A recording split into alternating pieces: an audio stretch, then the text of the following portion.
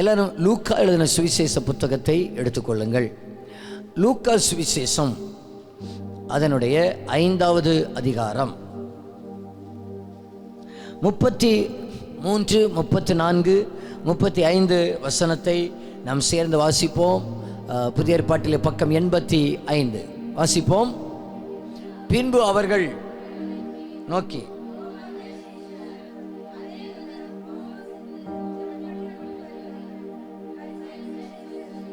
அப்படியே செய்கிறார்கள். உம்முடைய சீசர் போஜன பானம் பண்ணுகிறார்களே, அது எப்படி என்று கேட்டார்கள். அதற்கு அவர், மணவாளன் தங்களோடு இருக்கையில் மணவாளனுடைய தோழர்களை நீங்கள் உபவாசிக்க செய்யக்கூடுமா? மணவாளன் அவர்களை விட்டு எடுபடும் நாட்கள் வரும், அந்த நாட்களிலே உபவாசிப்பார்கள் என்றார். ஆண்டவராகிய இயேசு கிறிஸ்து ஒரு மனுஷன் கேள்வி கேட்கிறார் இயேசு கிறிஸ்துவிடத்தில். அவங்க உபவாசிக்கிறாங்க, இவங்க உபவாசம் இருக்கிறாங்க. ஆனால் உங்கள் சீசர்கள் மட்டும் உபவாசிக்கலை, நல்லா சாப்பிட்றாங்க, சாப்பாட்டுக்கு மட்டும் ஒரு குறைவே வைக்க மாட்டேங்கிறாங்க. அது எப்படி உம்முடைய சீடர்கள் உபவாசிக்காமல் இருக்கிறார்கள் அப்படின்னு? அப்போ இயேசு சொல்லுகிறார், மணவாளன் கூட இருக்கிறதான நேரத்தில் அவங்க உபவாசிக்க வேண்டிய அவசியம் இல்லை. அவர் யார்? மணவாளன் என்றால் தன்னைத்தான் சொல்லுகிறார், மணவாளன் என்று சொல்லுகிறார். இப்பொழுது அடுத்த வசனத்தில் தன்னைத்தான் மணவாளன் என்று சொல்லுகிறார். மணவாளன் இவர்களை விட்டு எடுக்கப்படுகிற ஒரு நாள் வரும், அந்த நாளிலே அவர்கள் உபவாசிப்பார்கள் என்று சொல்லி. யாராவது எதையும் புரட்டாமல் என் முகத்தை பார்த்து போன வாரம் நான் பேசின செய்தியுடைய தலைப்பை சொல்லுங்க பார்க்கலாம். பரவாயில்லையே. இன்றைக்கு இயேசு மணவாளன் அப்படின்னு சொன்னா மணவாட்டி யார் என்று நம்ம பார்க்க போகிறோம். இன்றைக்கு ஒரு செய்திக்கு தலைப்பு என்னவென்றால், மணவாட்டி யார்? ஒரு 4 காரியங்களை உங்களுக்கு சொல்லுவேன். 4 காரியங்களை உங்களோடு கூட நான் பேசுகிறேன். முதலாவது, ஒரு சபை நீங்கள் நன்றாக அறிந்து கொள்ள வேண்டும். இயேசு மணவாளன் என்பதற்கு ஆதாரமாக பழைய ஏற்பாட்டிலும் புதிய ஏற்பாட்டிலும் இருந்து 1-2 வார்த்தைகளை உங்களுக்கு சொல்லுகிறேன். இன்றைக்கு நம்ம பார்க்கிறோம், மணவாளன் மணவாட்டி அல்லது கணவன் மனைவி, இந்த உறவு எல்லாருக்கும் வெற்றிகரமாக இருக்கவில்லை. சிலருக்கு ஐயோ போய் இப்படி மாட்டிட்டேனே என்று நினைக்கிறோம். ஆனால் நீங்கள் மனதில் நினைத்து கொள்ள வேண்டும், இயேசு என்கிற ஒரு மணவாளன் எனக்கு இருக்கிறார். அவர் நல்லவர், அவர் அன்புள்ளவர், எந்த நேரத்திலும் என்னை கைவிடாதவர், எந்த நேரத்திலும் என்னை விசாரிக்கிறவர், எந்த நேரத்திலும் என்னை ஆழமாய் நேசிக்கிற ஒரு மணவாளர், ஒரு நாயகர் ஒருவர் எனக்கு இருக்கிறார் என்கிறதை இந்த மாலை கூடுகையில் வந்திருக்கிற உங்கள் உள்ளத்தில் கர்த்தருடைய ஆவியானவர் ஆழமாய் பதிய வைப்பாராக. உலகத்தில் உள்ள எல்லா மணவாளர்களும் நாம் விரும்புகிறது போல இருக்க மாட்டார்கள். ஆனால் இயேசு என்கிற ஒரு மணவாளன், நாம் அவரை சொந்த இரட்சகராக ஏற்றுக்கொள்ளுகிறதான நேரத்தில் அவர் நம்மை மணவாட்டியாக ஏற்றுக்கொள்ளுகிறார். மணவாளன் மணவாட்டி என்கிற ஒரு உறவு தான் இயேசுவுக்கும் ரட்சிக்கப்பட்ட சபைக்குமான ஒரு உறவு. நான் அதை பழைய ஏற்பாட்டிலும் புதிய ஏற்பாட்டிலும் இருந்து உங்களுக்கு நான் காட்டுகிறேன். எபேசியர் எழுதின நிருபம், எபேசியர் எழுதின நிருபம் 5வது அதிகாரம் 31, 32வது வசனம். இது நிமித்தம் மனுஷன் தன் தகப்பனையும் தன் தாயையும் விட்டு தன் மனைவியுடன் இசைந்து இருவரும் ஒரே மாம்சமாயிருப்பார்கள். இந்த ரகசியம் பெரியது. நான் கிறிஸ்துவை பற்றியும் சபையை பற்றியும் சொல்லுகிறேன். அங்க மணவாளன் மணவாட்டியை பற்றி சொல்லிட்டு இயேசு சொல்றார், நான் ஒரு ரகசியத்தை சொல்றேன், இந்த ரகசியம் அது சபையை பற்றி உள்ளது என்று சொல்லுகிறார். சபையை பற்றி உள்ளவர் நான் பின்னதாக பேசும்போது உங்களுக்கு புரியும். இனி பழைய ஏற்பாட்டிலிருந்து உங்களுக்கு நான் காட்டுகிறேன். ஏசாயா தீர்க்க தரிசன புத்தகம் அதனுடைய 54வது அதிகாரம் 4வது வசனத்திலிருந்து சில வசனங்களை சத்தம் உயர்த்தி நம்ம வாசிக்க போகிறோம். பயப்படாதே, நீ வெட்கப்படுவதில்லை. நானாதே, நீ லட்சை அடைவதில்லை. உன் வாலிபத்தின் வெட்கத்தை நீ மறந்து உன் விதவை இருப்பின் நிந்தையை இனி நினையாதிருப்பாய். உன் சிருஷ்டிகரே உன் நாயகர், சேனைகளின் கர்த்தர் என்பது அவருடைய நாமம். இஸ்ரவேலின் பரிசுத்தர் உன் மீட்பர். அவர் சர்வ பூமியின் தேவன் எனப்படுவார். கைவிடப்பட்டு மனம் நொந்தவளான ஸ்திரீயை போலவும் இளம்பிராயத்தில் விவாகம் செய்து தள்ளப்பட்ட மனைவியை போலவும் இருக்கிற உன்னை கர்த்தர் அழைத்தார் என்று உன் தேவன் சொல்லுகிறார். இமைப்பொழுது உன்னை கைவிட்டேன், ஆனாலும் உருக்கமான இரக்கங்களால் உன்னை சேர்த்து கொள்ளுவேன். அற்பகாலம் மூண்ட கோபத்தினால் என் முகத்தை இமைப்பொழுது உனக்கு மறைத்தேன், ஆனாலும் நித்திய கிருபையுடன் உனக்கு இறங்குவேன் என்று கர்த்தராகிய உன் மீட்பர் சொல்லுகிறார். இந்த மாலை வேளையில் வந்திருக்கிற நீங்கள் அத்தனை பேரும் இந்த வசனத்தை நீங்கள் உள்ளத்திலே ஆழமாய் பதித்து வைத்துக் கொள்ளுங்கள். ஆவியானவர் இந்த வார்த்தையை சபையோடு கூட பேசுகிறார். ஐயாமார்களே, அம்மாமார்களே, சகோதரர்களே, சகோதரிகளே, இயேசு சொல்லுகிறார், நானே உங்கள் நாயகர் என்று சொல்லுகிறார். நீங்கள் பயப்படாதிருங்கள், நீங்க வெட்கப்பட்டு போக மாட்டீர்கள், நீங்கள் லட்சை அடைவதில்லை.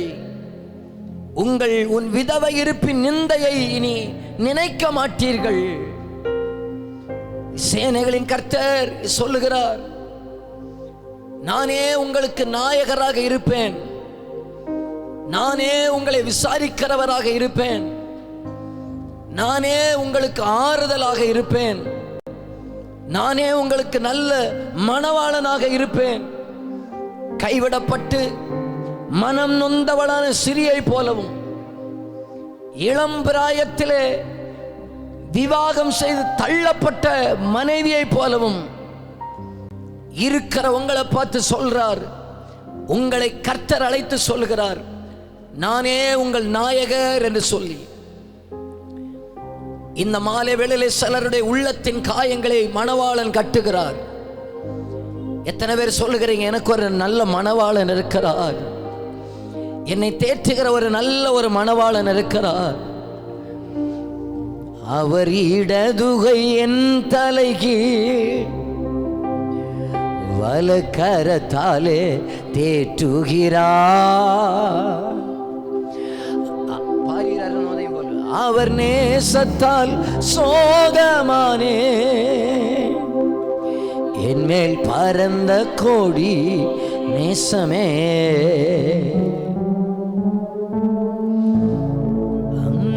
அவர் நேசத்தால் சோகமானே, என் மேல் பரந்த கோடி நேசமே. ரெண்டு கை வலது கரத்தை உயர்த்தி சொல்லுங்க, இயேசுவே ஆத்மநேசரே, சாரோனின் ரோஜாவும் லிலி புஷ்பவுமா, 10,000களில் சிறந்தோ, 10,000 உள்ளத்திலிருந்து சொல்லுங்க, இயேசுவே இயேசுவே ஆத்மநேசரே, சாரோனின் ரோஜாவும் லிலி புஷ்பமுமா, 10,000களில் சிறந்தோ, 10,000. ஒரு அடிய கையை தட்டி பாடலாமா? காட்டு மரங்களின் கிச்சிலி போல் எந்த நேசரதோ நிற்கிறார். காட்டு மரங்களின் கிச்சிலி போல் எந்த நேசரதோ. எல்லாரும் கைகளை தட்டி நாமம் ஊற்றுண்ட பரிமளமே,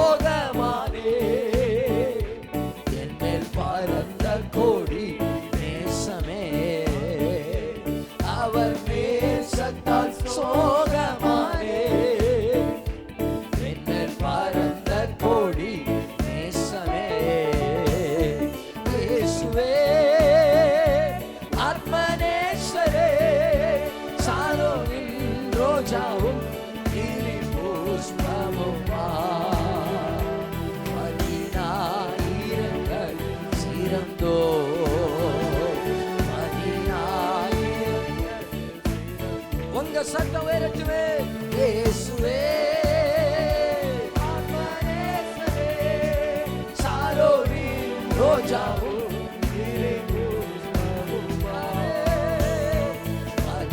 பதினாயிரங்கள் சிறந்தோ, பதினாயிரங்கள் சிறந்தோ, என் பிரியம் ரூபவதி என அழைத்திடும் இன்ப சத்தம், என் பிரியம் ரூபவதி என அழைத்திடும் இன்ப சத்தம், கேட்டு அவர் பின்னே ஓடிடுவே, அவர் சமூகத்தில் மகிழ்ந்திடுவே, கேட்டு அவர் பின்னே ஓடிடுவே, அவர் சமூகத்தில் மகிழ்ந்திடுவே. இயேசுவே, இயேசுவே, ஆத்மநேசரே, சாரோனி ரோஜாவும் இலே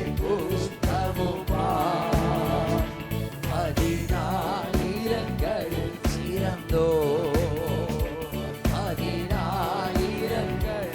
கடைசியா சத்தம் உயர்த்தி இயேசுவே, ஆத்மநேசரே, சாரோனி ரோஜாவும் இலே புஷ்பமுமா, பதினாயிரங்கள் சிறந்தோ, பதினாயிரங்கள்.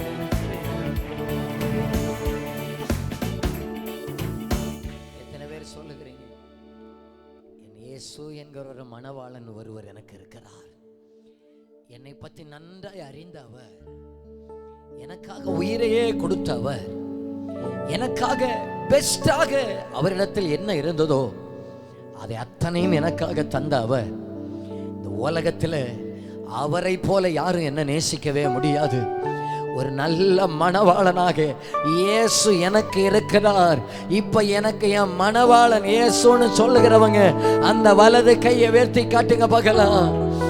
அந்த மணவாளன் அந்த வலது கையை உயர்த்தி சொல்லுங்க, எனக்கு ஒரு நாயகர் இருக்கிறார். நான் இனி கைவிடப்பட்டவன் அல்ல, நான் இனி தள்ளப்பட்டவன் அல்ல, நான் நிந்தனையை சுமக்க வேண்டியவன் அல்ல, நான் ஒடுக்கப்படுகிறவன் அல்ல, நான் இனி என் பாரத்தை சுமக்கிறவன் அல்ல, என்னை ஆட்டி தேற்றுகிற ஒரு மணவாளன் இருக்கிறார். என் மணவாளன் இயேசு ராஜாவை நான் காணவே வாஞ்சிக்கிறேன். என் மணவாளன் ரெண்டு கைகளை உயர்த்தி ஒரு ஆசையோடு சொல்லலாமா? நான் காணவே வாஞ்சிக்கிறேன். என் ஆசையெல்லாம் இயேசு தானே, அவர் பொன்முகம்தான் நான் பார்க்கணுமே. என் ஆசையெல்லாம் இயேசுதானே, அவர் பொன்முகம்தான் நான் பார்க்கணுமே. இந்த மாலை வேளையில மணவாளன் சொல்லுகிறார், சபையை பார்த்து சொல்லுகிறார், உடைஞ்சு போய் வந்தவங்களை பார்த்து சொல்லுகிறார், கைவிடப்பட்டு நிற்கிறவங்களை பார்த்து சொல்லுகிறார், நானே உங்களுக்கு மணவாளனாக நாயகராக இருக்கிறேன். ஹல்லேலூயா, ஹல்லேலூயா. சரி, இனி இந்த மணவாளனுடைய மணவாட்டி யார் என்று சொல்லி ஒரு 3 காரியங்களை உங்களுக்கு சொல்லுகிறேன். வேக வேகமா நான் பேசுகிறேன், நிறைய காரியங்களை பேச வேண்டும் என்கிற ஆசை உண்டு. 3 அல்லது 4 காரியங்களை டக்கு டக்குன்னு சொல்லிடுறேன். எரேமியா தீர்க்கதரிசன புத்தகம் அதனுடைய 2வது அதிகாரம் 32வது வசனம். ஒரு பெண் தன் ஆபரணத்தையும், ஒரு மணவாட்டி தன் ஆடைகளையும் மறப்பாளோ? என் ஜனங்களோ எண்ணி முடியாத நாட்களா என்னை மறந்து விட்டார்கள். நம்பர் 1, யார் மணவாட்டி என்றால் ஆடையை மறவாதவர்கள் அல்லது வஸ்திரத்தை காத்துக் கொள்ளுகிறவர்கள் தான் மணவாட்டி. எல்லாரும் என்ன கவனிங்க, நான் புரிகிறது போல டக்கு டக்குன்னு சொல்லி விடுகிறேன். ஆதாமும் ஏவாளையும் ஆண்டவர் ஏதேன் தோட்டத்திலே வைத்தார். பாவம் அவர்களுக்குள்ளே வருகிறது வரைக்கும் அவர்கள் நிர்வாணி என்கிற உணர்வே அவர்களுக்கு இல்லை. பாவம் வந்த பிறகுதான் ஐயோ நாங்கள் நிர்வாணிகள் என்கிற உணர்வு வந்தது. அவர்களுக்கு ஒரு ஆடையுடைய அவசியம் வந்தது. அவர்கள் சீக்கிரத்திலே காய்ந்து போகிற இலைகளை கொண்டு ஒரு ஆடைகளை செய்கிறார்கள். என் தெய்வமோ அன்றைக்கு தோட்டத்திலேயே ஏதோ ஒரு மிருகத்தை அடித்து தோல் ஒரு வஸ்திரத்தை உண்டாக்கினார். தோலினால் ஒரு வஸ்திரத்தை அவர்களுக்கு உண்டாக்கி அனுப்புகிறார். கொஞ்சம் மணவாளனுடைய அன்பை நீங்க உணர்ந்து கொள்ளணும். எனக்கு விரோதமாய் ஏன் கட்டளையை மீறிதான் ஜனம் பாவம் செய்து விட்டது. இப்ப தள்ளுவதற்கு மனசில்ல, நிர்வாணமாய் தள்ளுவதற்கு மனசில்ல. ஏதோ ஒன்று அங்க அடிச்சு, ஏதோ ஒரு மிருகம் அங்கே அன்றைக்கே வெட்டப்பட்டு அவர்களுக்கு தோலினால் ஒரு வஸ்திரத்தை உண்டாக்கினவர் இன்றைக்கு நாம நினைவில் கொள்ள வேண்டும்.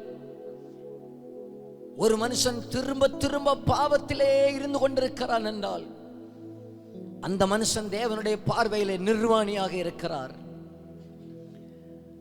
நான் இன்னொரு வசனத்தை கூட உங்களுக்கு காட்டுகிறேன். வெளிப்படுத்தின விசேஷ புத்தகத்திலிருந்து காட்டுகிறேன். வெளிப்படுத்தின விசேஷ புத்தகம் 16வது அதிகாரம் அதனுடைய 15வது வசனம், பக்கம் 348. இதோ திருடனை போல வருகிறேன், தன் மானம் காணப்படத்தக்கதாக நிர்வாணமாய் நடவாதபடி விழித்துக் கொண்டு தன் வஸ்திரங்களை காத்துக் கொள்ளுகிறவன் யாரு தெரியுமா? பாக்கியவான் என்று சொல்லுகிறது பைபிள். தன் வஸ்திரங்களை காத்துக் கொள்ளுகிறவன். என்னை கவனியுங்கள், அன்றைக்கு ஆதாமுக்கும் ஏவாளுக்கும் ஆண்டவர் ஏதோ ஒன்றை அடித்து ஒரு தோலினால் ஒரு வஸ்திரத்தை போட்ட ஆண்டவர் இன்றைக்கும் மனுக்குலம் பாவத்தில் இருக்கிறது என்பதை அறிந்து நம்ம மேல ஒரு வஸ்திரத்தை வைத்திருக்கிறார். இங்கே யார் தெரியுமா அடிக்கப்பட்டது? இங்கே தன்னுடைய சொந்த குமாரனாகிய இயேசு அடிக்கப்பட்டு அவரை சொந்த இரட்சகராக ஏற்றுக்கொண்டதுனால நம்ம மேல ஒரு வஸ்திரம் போடப்பட்டிருக்கிறது. அந்த வஸ்திரத்துடைய பெயர் தான் ரட்சிப்பின் வஸ்திரம். எல்லாரும் சொல்லுங்க, ரட்சிப்பின் வஸ்திரம். ஏசாயா 61:10 இருக்கிறது. வாசிக்க வேண்டாம். ரட்சிப்பின் வஸ்திரம் என்று இருக்கிறது. நம்ம ஆண்டவரை பார்த்து சொல்லணும், ஆண்டவரே நீர் என் மேல ஒரு வஸ்திரத்தை போட்டிருக்கிறீர். என் இயேசு வருகிறது வரைக்கும் அந்த வஸ்திரத்தை நான் காத்துக் கொள்ளுவேனே, ஆனால் நான் தான் உண்மையான மணவாட்டி. எத்தனை பேர் இப்ப புரிகிறவங்க அந்த கையை வேர்த்தி வர ஆமேன்னு சொல்லிருங்க பார்க்கலாம். நான் தான் உண்மையான மணவாட்டி. என்ன கவனிங்க, ஒவ்வொரு ஏரியாவுக்கும் ஒவ்வொரு விதமான கல்யாண முறைமைகள் இருக்கு, அப்படித்தானே இல்லையா? மாநிலங்களுக்கு மாநிலம் திருமண முறையில வித்தியாசம் இருக்கிறது. மாவட்டத்துக்கு மாவட்டம் திருமண முறையில வித்தியாசம் இருக்கிறது. நம்ம கன்னியாகுமரி மாவட்டத்தில் திருமணம்னு சொன்னா 10 மணிக்கு திருமணம்னு சொன்னா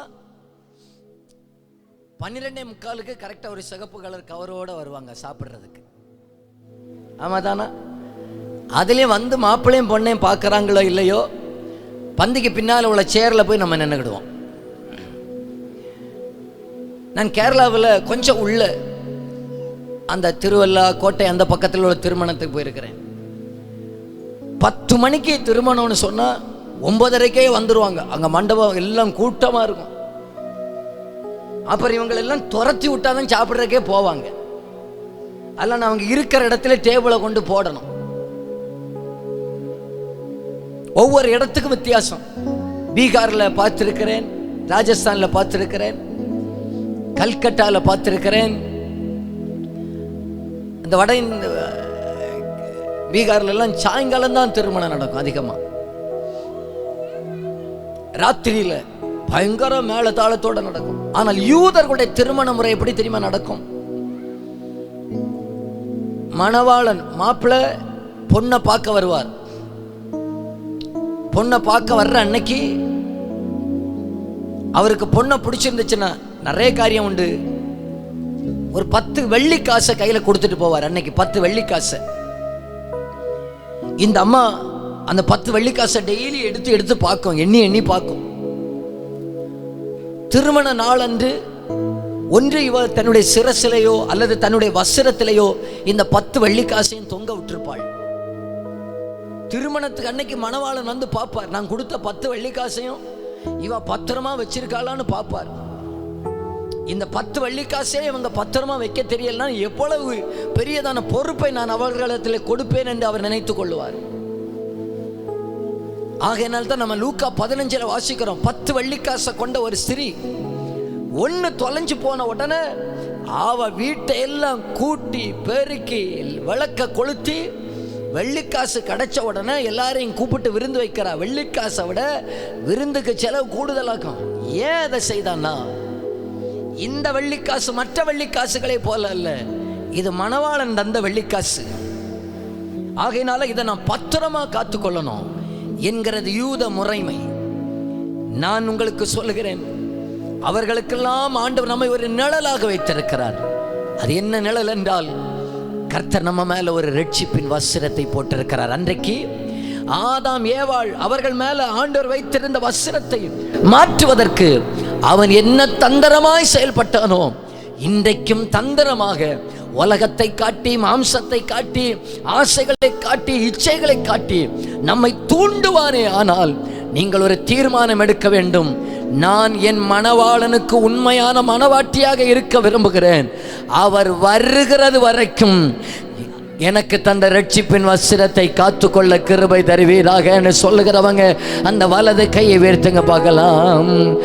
என்னை நம்பியவர்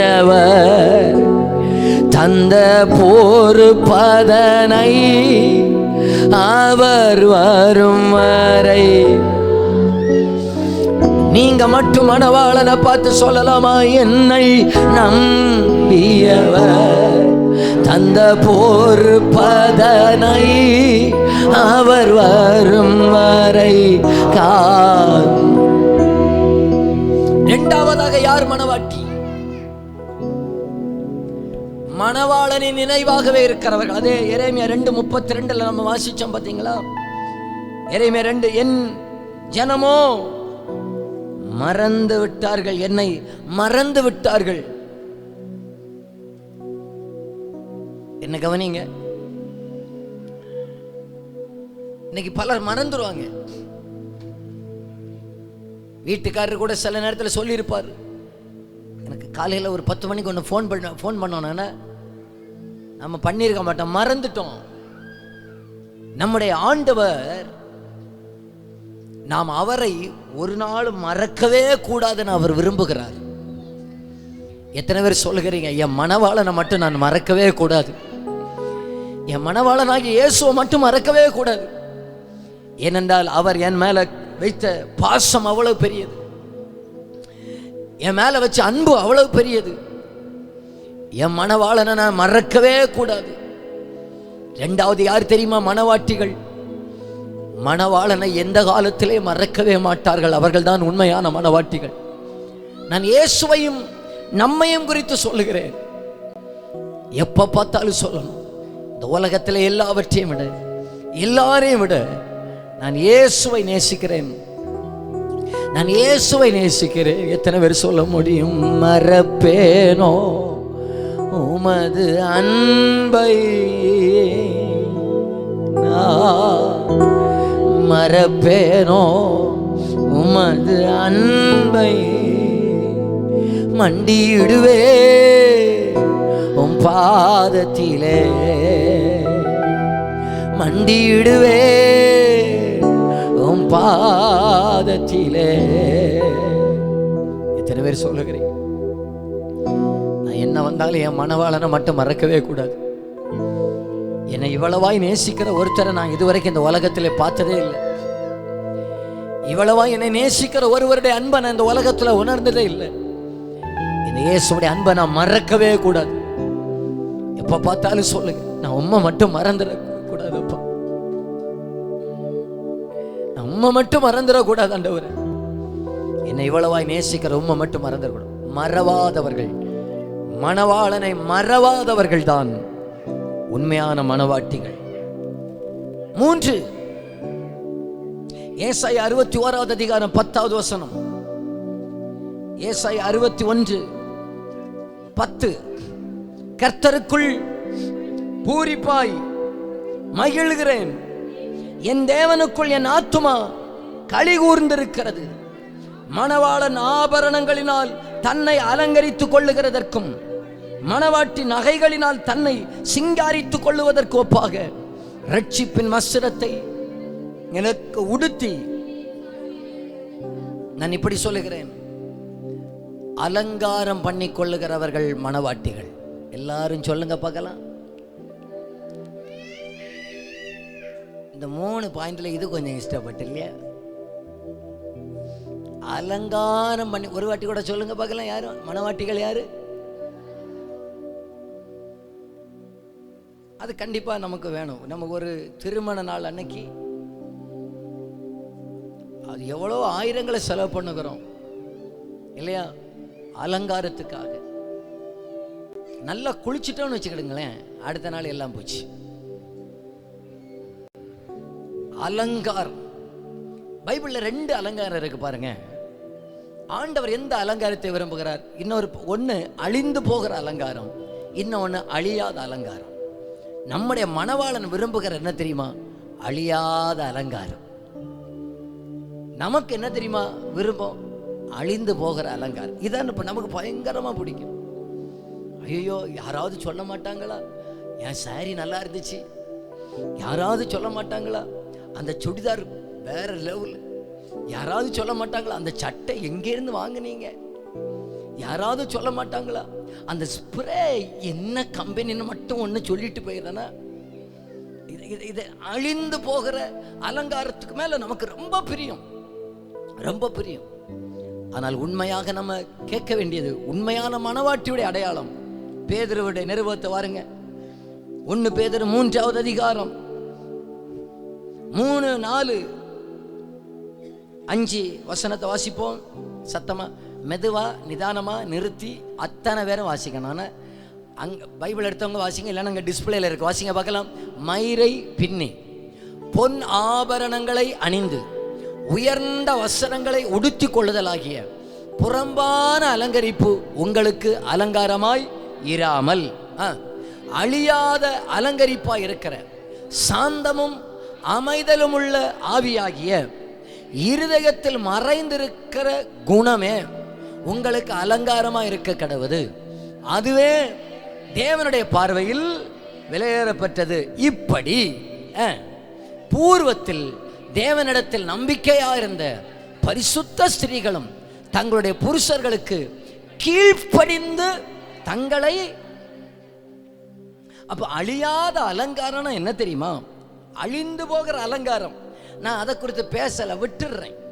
அது உங்களுடைய தனிப்பட்ட காரியம், அதை விட்டுடுறேன்.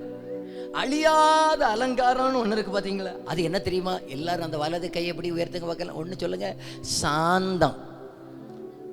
அதை சாந்தமா சொல்றீங்க பாருங்க, அதுதான் பாராட்டுக்குரியது. ஒன்று சொல்லுங்க பார்க்கலாம், சாந்தம். இன்னும் சாந்தம் ஆயிட்டு. அப்போ டெய்லி ஒரு 10 வாட்டி சொல்லுங்க, கேட்டீங்களா? வீட்டில் சாந்தம் அப்படியே வந்துடும். நல்ல சத்தமாக சொல்லுங்க, சாந்தம். அடுத்து என்னது? அமைதல் உள்ள ஆவி. சொல்லுங்க. இது எல்லாம் தான் நமக்கு என்னவா? இதுக்கு மேல இன்னொரு அலங்காரம் இருக்கு. 5வது வசனத்துல இப்ப சொல்ல, வீட்டுக்காரருக்கு கீழ்ப்படுகிறத ஒரு அலங்காரமாக்கணும். பாத்தீங்களா? ஒருத்தங்க ஆமேனோ ஸ்தோத்திரனோ அல்லேலியானோ ஒரு ஆளுக்கு வாயிலிருந்து வரல பாருங்க. வேண்டாம், வரண்டா. இன்னும் 3வது ஒரு அலங்காரம். இது தான் அழியாத அலங்காரம்னு பைபிள் சொல்லுகிறது. என்ன கவனிங்க, எல்லாரையும் சேர்த்து தான் சொல்கிறேன். இது இங்கே பொண்ணாவும் முடிய பின்னி இதெல்லாம் சொன்ன உடனே நம்ம சந்தோஷம், ஆண்கள் சந்தோஷம் பட்டுறேன்னா நமக்கும் சேர்த்து தான். நமக்கு எது தெரியுமா அலங்காரம்? சாந்தம், தாழ்மை, பரிசுத்தம், அமைதல், பொறுமை. உண்மையான மனவாட்டி யாருன்னு சொன்னா தெரியும். அவங்க சாந்தமாக இருப்பாங்க, ஆண்டவருக்கு கீழ்ப்படிவாங்க, அமைதலாக இருப்பாங்க. நான் பார்த்த நிறைய பிரச்சனைக்கு அமைதலாக இருந்தாலே போதும். ஒரு 90% பிரச்சனை அது வந்த வழி அப்படியே போகும். 2 கை அடித்தாதானே நமக்கு என்ன வரும்? சத்தம் வரும். 1 மட்டும் அடித்தாச்சுன்னா மற்ற கை பேசாமல் அமைதலாக இருந்தால் கொஞ்சம் சத்தம் வராது. அது அப்படியே வீசிட்டு அப்படி போயிடும். அமைதல். எத்தனை பேர் சொல்லுகிறீங்க, நான் ஒரு மனவாட்டி, என் மணவாளனுக்கு ஏற்ற மனவாட்டியாக என்னை கர்த்தருடைய சுபாவத்தினால் அலங்கரிக்கணும்னு விரும்புகிறவங்க உங்கள் வலது கரத்தை உயர்த்தி ஒரு 10 செகண்ட் ஸ்தோத்திரம் பண்ணுங்க பார்க்கலாம். வாய்களை திறந்து சத்தமாக ஸ்தோத்திரப்பா, என் மணவாளனுக்கு ஏற்ற மனவாட்டியாக நான் இன்னும் அலங்கரிக்கணும், இன்னும் அலங்கரிக்கணும், இன்னும் அலங்கரிக்கணும், இன்னும் அலங்கரிக்கணும். இப்போ எல்லாரும் என்ன கவனிங்க, இன்னும் நான் யூதர்களுடைய கல்யாண வீட்டுக்கே நான் வர்றேன். ஏன்னா யூதர்களுடைய கல்யாண வீட்டுக்கு வர்றேன். எல்லாரும் என்ன கவனிங்க, நான் முதல்ல சொன்னேன், அந்த மணவாளன் மணவாட்டி வீட்டில் வந்து எத்தனை வெள்ளிக்காசு கொடுப்பார்னு சொன்னேன்? 10 வெள்ளிக்காசு கொடுப்பார். 6 மாதத்துக்கு கல்யாணம் நடக்காது, 6 மாதத்துக்கு திருமணம் நடக்காது. 6 மாதத்துக்கு பிறகுதான் திருமணம் நடக்கும் யூதர் முறை மேல். அப்போ மாப்பிள்ளை வீட்டில் இருப்பார், பொண்ணு வீட்டில் இருக்கும். பொண்ணு கல்யாணத்துக்காக ஆயத்தமாகி கொண்டே இருக்கும். இந்த 6 மாதம் அல்லது 1 வருஷத்துக்குள்ளே கல்யாணம் பண்ணிடுவாங்க. இந்த 6 மாதம் 1 வருஷத்துக்கு இடையில ஒரு காரியம் நடக்கும். என்ன தெரியுமா நடக்கும்? அந்த மாப்பிள்ளைக்கு கூட பிறந்த சகோதரிகளோ அல்லது அவருடைய அண்ணனுடைய மனைவியோ இவங்க எல்லாம் அப்பப்போ வந்து இங்கே பொண்ணை வந்து பார்ப்பாங்க. யார்? மாப்பிள்ளை வீட்டில் உள்ளவங்க இங்கே வந்து பார்ப்பாங்க. பார்த்து கேட்பாங்க, இங்கே பாருடி, கல்யாணத்துக்கெல்லாம் ரெடி ஆகுறியா? ஆமாம் ரெடி ஆகுறேன். நல்லா சாப்பிட்றியா? நல்லா சாப்பிட்றேன். என்ன ட்ரெஸ் வாங்கி வச்சிருக்கிற? ஃப்ராக்கா சாரியா? என்ன வாங்கி வச்சிருக்கிற? அது நான் லெஹங்கா வாங்கி வச்சிருக்கிறேன். அதுவா வாங்கி வச்சிருக்கிறேன்? அது நம்ம வீட்டுக்காரருக்கு பிடிக்காது, உனக்கு வரப்போறவருக்கு பிடிக்காது. ஆகையினால நீ இந்த ட்ரெஸ்ஸை வாங்கணும்னா சரி, அந்த ட்ரெஸ்ஸை விடு. ஆனால் கல்யாணத்துக்கு அன்னைக்கு எந்த மாதிரி தலைச்சீவ போற, அன்னைக்காவது குளிச்சிடணும்னா எல்லாத்தையும் சொல்லி எந்த மாதிரி தலைச்சீவ போற அவ சொல்ல, நான் இந்த மாதிரி. அப்ப அவ அங்கே இருந்து வந்த ஆளு சொல்லும், அவருக்கு இது பிடிக்காது அப்படின்னு சொல்லி அங்கே இருந்து வர்றவங்க அவருக்கு ஏற்றவங்களா இவங்களை மாத்திடுவாங்க 6 மாசத்துல. இப்ப இப்படி சொல்லுகிறேன், நம்முடைய மணவாளனாகி இயேசு முதலாவது இந்த பூமியில வந்து நம்மோடு கூட உடன்படிக்கை பண்ணி இப்ப நமக்காக ஒரு இடத்தை ஆயத்தப்படுத்தி வைத்திருக்கிறார். அங்கே இனிமேல் வருவார். வருவதற்கு முன்பாக அவருடைய வீட்டிலிருந்து நமக்கு ஒரு ஆவியானவரை அனுப்பி தந்து அந்த ஆவியானவர் நம்மை அவருக்கு ஏற்றவராக மாற்றி கொண்டிருக்கிறார் என்று சொல்லுகிறவங்க கரங்களை தட்டி வரு ஆமென்னு சொல்லுங்க பார்க்கலாம். அந்த மணவாளனுக்கு ஏற்ற மணவாட்டியாக பரிசுத்த ஆவியானவர் என்னை அலங்கரித்துக் கொண்டிருக்கிறார். அவர் என்னை மாற்றி கொண்டிருக்கிறார். அனுதினம் என்னை சரிபடுத்திக் கொண்டிருக்கிறார், என்னை சீர்படுத்திக் கொண்டிருக்கிறார். அவருக்கு ஏற்ற ஒரு மணவாட்டி. எத்தனை பேர் சொல்லுகிறீங்க என்ன அவருக்கு ஏற்ற மணவாட்டிய மாற்றார்னு சொல்லுகிறவங்க கைகளை உயர்த்தி சத்தமா ஒரு அல்லேலூயா சொல்லுங்க பார்க்கல. அப்ப எத்தனை காரியம் சொல்லி இருக்கிறேன்? மணவாட்டி யாருன்னா 3. 4வதாக ஒன்றை மட்டும் சொல்லி முடிக்கிறேன். 4வதாக யார் தெரியுமா மணவாட்டி? சங்கீதங்களின் புத்தகம் 45வது சங்கீதம், சங்கீதம் 45வது சங்கீதம் 10வது வசனம். குமாரத்தியே கேள், நீ உன் செவியை சாய்த்து சிந்தித்துக்கொள், உன் ஜனத்தையும் உன் தகப்பன் வீட்டையும் மறந்து விடு. அப்பொழுது ராஜா உன் அழகில் பிரியப்படுவார், அவர் உன் ஆண்டவர், ஆகையால் அவரை பணிந்து கொள். 4வது இதை மட்டும் சொல்லி முடிக்கிறேன். யார் மணவாட்டின்னு சொன்னா தகப்பன் வீட்டை மறந்தவர்கள் தான் மணவாட்டி. நம்ம சகோதரிமார்கிட்ட ஒரு கேள்வி கேட்கிறேனே, நமக்கு சொந்த வீடு யாது? பிறந்த வீடா புகுந்த வீடா? அது ஏன் இவ்வளவு யோசிக்கிறீங்க? நமக்கு சொந்த வீடு பிறந்த வீடா? அது ஒரே நாளையில் மாறவா செய்யும்? அது கொஞ்சம் கொஞ்சம் கொஞ்சம் கொஞ்சமாக தான் அப்படியே மாறி மாறி மாறி. அதே போல ரட்சிக்கப்பட்ட ஒருத்தங்களுக்கு சொந்த வீடு எங்க தெரியுமா இருக்கு? இங்கேயா அங்கேயா? நல்லா யோசிச்சு சொல்லுங்க. ரட்சிக்கப்பட்ட ஒரு தேவ பிள்ளைக்கு இங்க இருக்கா அங்க இருக்கா?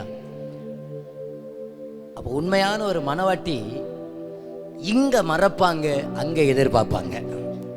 ஆமா தானே இல்லையா? அப்ப யார் மனவாட்டினா தகப்பன் வீட்டு. நாங்க இந்த உலகத்தை மறக்கணும். உண்மையான மனவாட்டி எப்பொழுதும் என் மணவாளன்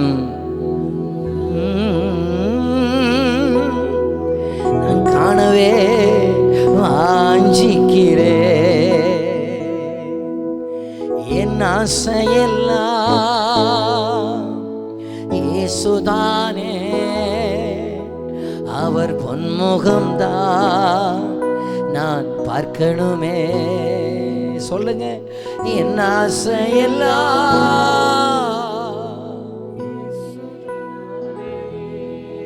அவர் பொன்முகம்தான். எத்தனை பேருக்குள்ள ஒரு ஆசை இருக்குது இந்த உலகத்தை விட்டு கஷ்டம், கண்ணீர், நிந்தனைகள், அவமானங்கள், பாடுகள், பிரச்சனைகள் நிறைந்த இந்த உலகத்தை விட்டு என் மணவாளன் ஆயத்தப்படுத்தி இருக்கிற வீட்டுக்கு போயிடணும். அங்க துக்கம் இல்லை, அங்க கண்ணீர் இல்லை, அங்க பசி இல்லை, அங்க பட்டினி இல்லை, அங்க மணவாளனுடைய அன்பு மட்டும்தான் இருக்கும். அந்த அன்பின் பிரசன்னத்தில் நிரம்பி இருக்கிற ஒரு அனுபவத்தை உணர்ந்தவர்களாக தான் என் பழைய பரிசுத்தவான்கள் பாடினாங்க. கஷ்டம் கண்ணீர் இந்த உலகை கடந்தென்று நான் மறைவே, கஷ்டம் கண்ணீர் நிறைந்த உலகை கடந்தென்று நான் மறைவே, ஜீவ ஊற்றருகே என்னை தேவன் கண்ணீர் தோடை தேடுவார். என்ன கவனிங்க, நாங்க ஒரு 2 வாரத்துக்கு முன்னால, இந்த வாரத்துக்கு முந்தின வாரம், போன வாரத்தில் திண்டுக்கல் மாவட்டத்தை ஊழியத்து போயிருந்தோம். அங்க மக்கள் எவ்வளோ கஷ்டத்துல தெரியுமா வாழ்றாங்க. தொட்டு தொட்டு தொட்டு தொட்டு தொட்டு வீடு, தொட்டு அடுத்த வீடு இதுக்கு ஒரே சுவர். அப்படி பார்த்தீங்கன்னா தெரு தெரு தெரு தெரு தெருவா நூற்றுக்கணக்கான வீடுகள். சமைக்கணும்னாலும் வீட்டுக்கு முற்றத்தில் அடுப்பை வச்சுதான் சமைக்கணும். ஒரே ஹால் போல தான், தூங்குறது அதுல தான் தூங்கணும், ட்ரெஸ்ஸும் அங்கதான் வைக்கணும். 2 பிள்ளைகள் இருந்துச்சுன்னா தாய் தகப்பன் 2 பிள்ளைகள். இப்போ இதெல்லாம் பார்த்து பார்த்து அந்த தெருக்கள் எல்லாம் நடந்து ஊழியத்தை செய்து விட்டு, அப்ப என் கூட வந்த ஒரு பிள்ளை என்கிட்ட கேட்கிறான், என்ன அங்களை உங்க காரியம் இவ்வளவு கஷ்டம்? ஏன் தெரியுமா இவ்வளவு கஷ்டம்? இந்த ஜனம் இங்கேயும் கஷ்டப்பட்டு இயேசுவை ஏற்றுக்கொள்ளாம நரகத்திலும் கஷ்டப்படுவாங்க பாருங்க, அது எவ்வளவு பெரிய கஷ்டம் இல்லையான்னு கேட்டான். இல்லையா, இங்கேயும் இவ்வளவு கஷ்டம், ஒரு சுதந்திரமான ஒரு வாழ்க்கை இல்லை. ஆனா இயேசுவை ஏற்றுக்கொள்ளாம, மணவாளனை சொந்த ரட்சகரா ஏற்றுக்கொள்ளாம பாதாளத்துக்கும் போயிடுறாங்களே, அது எவ்வளவு பெரிய கஷ்டம். எத்தனை பேர் சொல்லுகிறீங்க? இங்க நமக்கு கஷ்டம் உண்டு, உலகத்திலே நமக்கு உபத்திரவம் உண்டு, இந்த உலகத்திலே நமக்கு நிந்தனைகள் உண்டு, இழப்புகள் உண்டு. ஆனா இதன் முடிவில் நீங்க இதை மறப்பீங்க. இந்த உலகத்துடைய உண்மையான வேஷத்தை நீங்க பார்த்துட்டீங்கன்னா இந்த உலகத்தை வெறுப்பீங்க. ஐயோ இந்த உலகம் வேண்டான்னு சொல்லுவீங்க. நான் இந்த உலகத்தை விட்டு தாண்டி என் இயேசு என்கிற மணவாளனோடு தான் இருக்க விரும்புகிறேன்னு சொல்லுகிறவங்க மட்டும் அந்த வலது கரத்தை உயர்த்துங்க பார்க்கலாம்.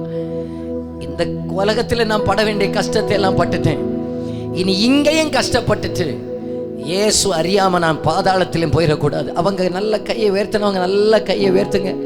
கையை உயர்த்தினவங்க எல்லாம் அப்படி எழுந்து நில்லுங்க பார்க்கலாம். கஷ்டம் கண்ணே நிறைந்த உலகை கடந்தென்று நான் மறைவே. என் கூட சேர்ந்து பாடலாமா? கஷ்டம் கண்ணே நிறைந்த உலகை கடந்தென்று நான் மறைவே. ஜீவ ஊற்றருகே என்னை நடத்தி சென்று தேவ கண்ணீரை தோடை தேடுவார். ஓ ஜீவ ஊற்றருகே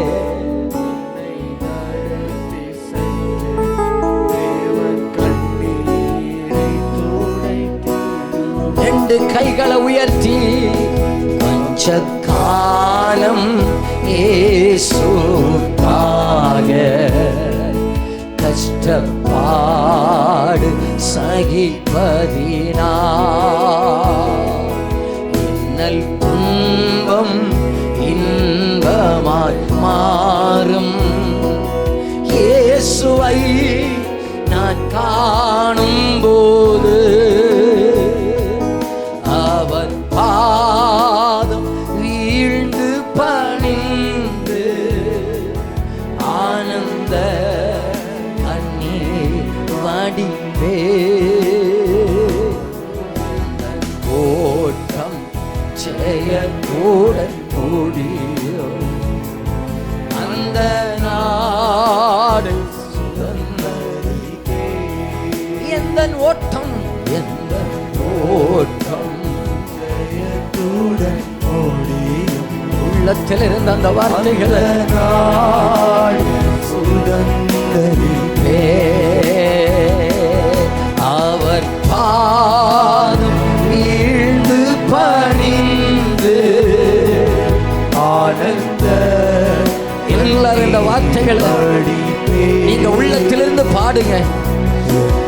பாடும்போதே ஒரு ஆறுதலின் பிரசன்னம், அந்த மணவாளனுடைய பிரசன்னம்,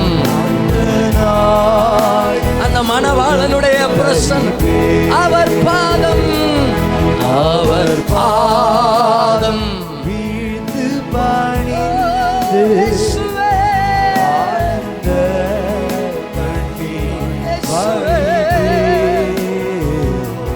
எங்கள் மணவாளரே ஜெயத்துடன் முடியும் அந்த நாடு சுதந்தரிப்பே. அந்த நாடு சுதந்தரிப்பே. இந்த தேகம்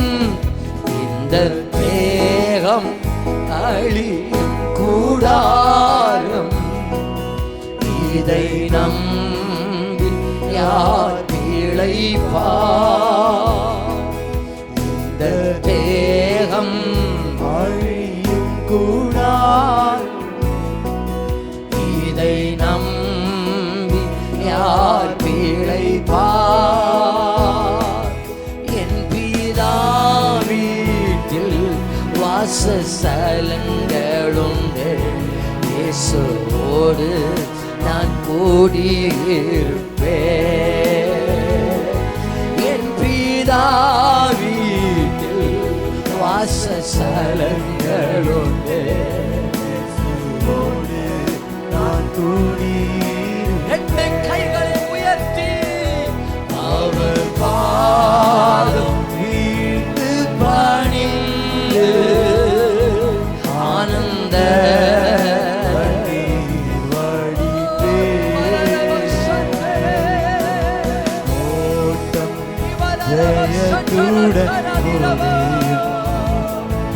அந்த நாடு சுதந்தரிப்பே. ஓட்டம் ஓட்டம் ஜெயத்துடன் முடியும்.